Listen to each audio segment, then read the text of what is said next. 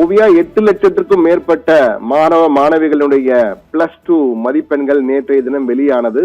Result வெளியானவுடன் engineering தொடர்பான counselling, அதே போன்று மெடிக்கல் படிப்பு, MBBS போன்ற உள்ளிட்ட மருத்துவ படிப்புகள் மற்றும் வணிகவியல், லைஃப் சயின்ஸ் போன்ற படிப்புகளுக்கு எல்லாம் தற்போது பரபரப்பாக அனைவரும் மாணவர் சேர்க்கைக்கான மாணவ மாணவியின் சேர்க்கைக்கான முயற்சிகளில் ஈடுபட தொடங்கிவிட்டார்கள்.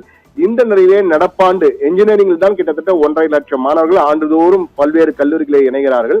எனவே நடப்பாண்டு என்ஜினியரிங் படிப்புக்கான கட் ஆஃப் மதிப்பெண் கிடுகிடுவென குறைய போகிறது என்று கல்வியாளர்கள் தெரிவித்திருக்கிறார்கள்.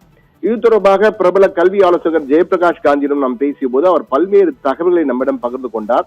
அதில் மிக முக்கியமாக நீங்கள் பார்த்தீர்கள் என்றால் தமிழகத்தின் +2 பொதுத்தேர்விலே இந்த ஆண்டு 7,53,000 மாணவ மாணவியர் தேர்ச்சி பெற்றிருக்கிறார்கள். எனவே இவர்கள் உயர்கல்வியில் சேர முனைப்பு காட்டும் நேரத்திலே கடந்த ஆண்டை விட இந்த ஆண்டு 100க்கு 100 மதிப்பெண்கள் வாங்கியுள்ள எண்ணிக்கை என்பது கிடுகிடுவென குறைந்திருக்கிறது, பல படிப்புகளில் குறைந்திருக்கிறது. எனவே இதனால் என்ஜினியரிங் கட் ஆஃப் மதிப்பெண்கள் அதிக அளவு குறையும், 2லிருந்து 6 மதிப்பெண்கள் வரை குறைய வாய்ப்பு இருக்கிறது என்று கூறியிருக்கிறார். 2லிருந்து 6 மதிப்பெண்கள் என்றால் மிகப்பெரிய அளவுக்கு. என்றால் கடந்த ஆண்டு கணிதத்தில் +2 கணிதத்திலே 3022 பேர் 100க்கு 100 வாங்கியிருந்தார்கள். அது நடப்பாண்டிலே பார்த்தீர்கள் என்றால் வெறும் 732 பேர் தான். அதே போன்று பிசிக்ஸ் இயற்பியல் பாடத்திலே பார்த்தீங்கன்னா 1125 பேர் கடந்த ஆண்டு. இந்த ஆண்டு வெறும் 105 பேர் தான் வாங்கியிருக்கிறார்கள். வேதியியல் கெமிஸ்ட்ரி படிப்பை எடுத்துக்கொண்டால் கடந்த ஆண்டு 3181 பேர் சென்டம் வாங்கியிருந்தார்கள். ஆனால் இந்த ஆண்டு பார்த்தீர்கள் என்றால் வெறும் 632 மாணவர்கள் தான். இது போன்ற MPC என்ற மேக்ஸ் பிசிக்ஸ் கெமிஸ்ட்ரி என்று அழைக்கப்படுகின்ற இந்த முக்கியமான இந்த பாடத்திட்டங்கள் தான் இன்ஜினியரிங் அடிப்படையாக எடுத்துக் கொள்வார்கள். இதிலே கட் ஆஃப் குறைந்திருந்தா இதனுடைய அடிப்படையில் கட் ஆஃப் மதிப்புகள் 2லிருந்து 6 மதிப்பெண்கள் வரை குறைய வாய்ப்பு இருக்கிறது.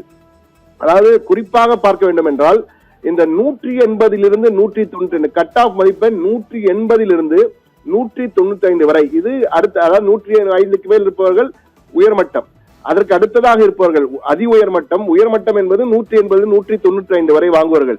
இவர்களுடைய கட் ஆஃப் மதிப்பெண்கள் என்பது 2 முதல் 4 மதிப்பெண்கள் வரை குறைய வாய்ப்பு இருக்கிறது. அதே போல் 160லிருந்து 170 வரையில் உள்ளவர்களுக்கு 6 மதிப்பெண்கள் வரை குறைய வாய்ப்பு இருக்கிறது என்ற தகவல் ஏற்பட்டிருக்கிறது.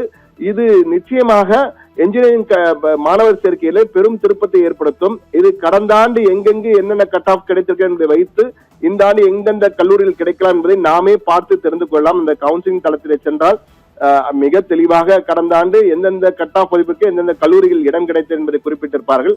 அதை வைத்து பார்க்கும்போது நாம் எந்த கல்லூரியில் நமக்கு கிடைக்க வாய்ப்பு இருக்கிறது என்பதை தோராயமாக நாம் தெரிந்து கொள்வதற்கான வாய்ப்பு அதிகம் இருக்கிறது. அதே போன்று இன்னொன்றும் பார்க்க வேண்டும். மருத்துவ படிப்பு, வணிகவியல், பொருளியல் படிப்பை பொறுத்தவரை கட் ஆஃபில் பெரிய மாற்றம் இருக்காது. ஆனால் கணக்கு பதிவியல் அக்கவுண்டன்சியில் 100க்கு 100 எடுத்தவர்களின் எண்ணிக்கை இந்த ஆண்டு கிடுகிடுவென அதிகரித்திருக்கிறது. எனவே அந்த படிப்புக்கான போட்டி என்பது கடுமையான போட்டி. மேலும் கடந்த ஆண்டை விட இந்த ஆண்டு அதிகமான போட்டி இருக்கும் என்பதை மாற்று கருத்தில்லை. மருத்துவ மதிப்பெண்களில் பார்த்தீங்கன்னா 100க்கு 100 மதிப்பெண் பெற்ற மாணவர்களின் எண்ணிக்கை குறைந்திருக்கிறது. எனவே BSc நர்சிங் அந்த துணை பாராமெடிக்கல் கோர்சஸ் கட் ஆஃப் குறைவதற்கும் வாய்ப்பு இருக்கிறது. எனவே இந்த கட் ஆஃப் மதிப்பெண்களை தெரிந்து கல்லூரிகளுக்கு அதற்கேற்ப நாம் தேர்ந்தெடுத்து கவுன்சிலிங் போது அப்ளை செய்தால் மிக சிறப்பாக சிறந்த கல்லூரியிலே சிறந்த படிப்பு கிடைப்பதற்கான வாய்ப்பு இருக்கிறது என்பதை தற்போது நாம் தெரிவித்துக் கொள்கிறோம். எனவே இதைதான் கல்வியாளர்கள் ஜெயபிரகாஷ் காந்தி போன்ற பிரபல கல்வியாளர்கள் நம்மிடம் தெரிவித்திருக்கிறார்கள். ஓவியா.